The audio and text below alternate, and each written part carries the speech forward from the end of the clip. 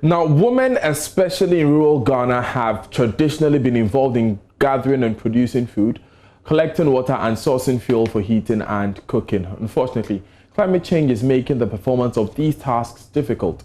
One of the solutions is predicting weather patterns, mainly through radio weather forecast. However, more women have been found not to have access to communication gadgets at home. This is part of findings by the Environmental Science Department of the Kwame Nkrumah University of Science and Technology on Tech Thursday. Love FM's Kwesi Debra speaks with the lead scientist, Professor Philip Nkwieje.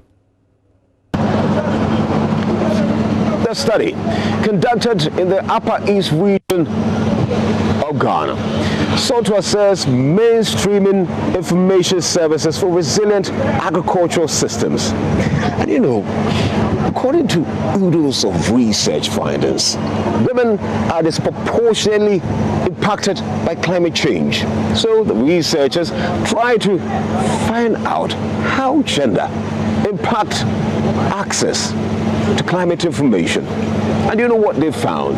They found that more than 40% of women could not access communication gadgets.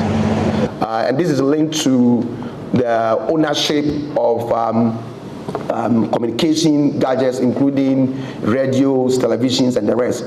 Unfortunately, if you go to most of our villages, sometimes is the husband or is the male who buys the radio.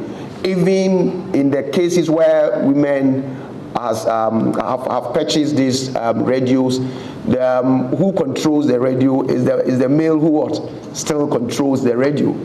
And sometimes the household chores and other social commitment may also prevent women from having time to listen into programs and other things that climate information that may be shared on radios and television.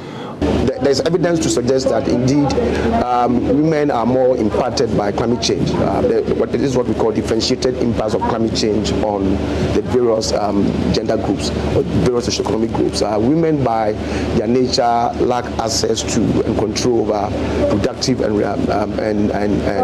economic resources that will help them to build their capacity to address the many challenges posed by climate change. So if they are not able to get these kinds of assets, then they find themselves in a very tight position. And invariably, what happens is that in our society, men control most of the assets that are needed to address the effects of climate change: the capital assets, land assets, natural assets, financial assets, and physical assets that are needed to be able to address the adverse impacts of climate change. We need to have a holistic approach and promote women participation when it comes to adaptation planning. Sometimes we leave them behind.